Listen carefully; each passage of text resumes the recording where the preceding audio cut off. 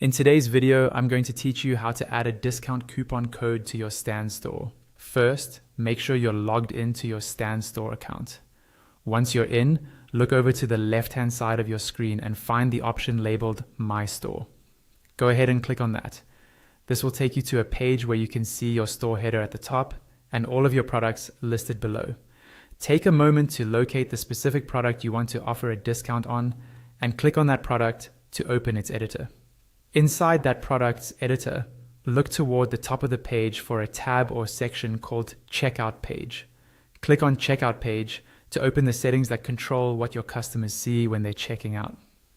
Now, scroll down the checkout page settings until you reach the price section. In this area, you'll see an option called Add Discount Code with a small toggle switch next to it on the left. Turn this toggle on. As soon as you do, two new fields will appear beneath it. In the first field, type the actual coupon code you want your customers to use. For example, you might type something like SAVE20 or any other code that makes sense for your promotion. Keep it simple and easy to remember so customers can type it correctly at checkout. In the second field, enter the discount percentage you want to offer. For instance, if you want to give a 20% discount, type 20 in this field. Make sure this number matches what you're promising in your marketing, so there's no confusion. If you want your discount to expire on a certain date, you can set that up as well. Look to the right side of the discount percentage field and click the small settings icon. This will open a pop-up window with more options.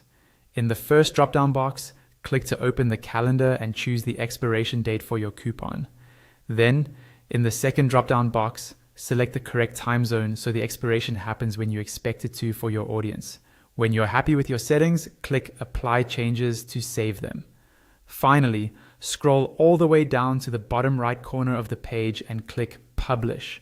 Wait for the page to reload. You should see a confirmation message appear at the top, letting you know your changes have been saved and your discount code is now active on that product's checkout page.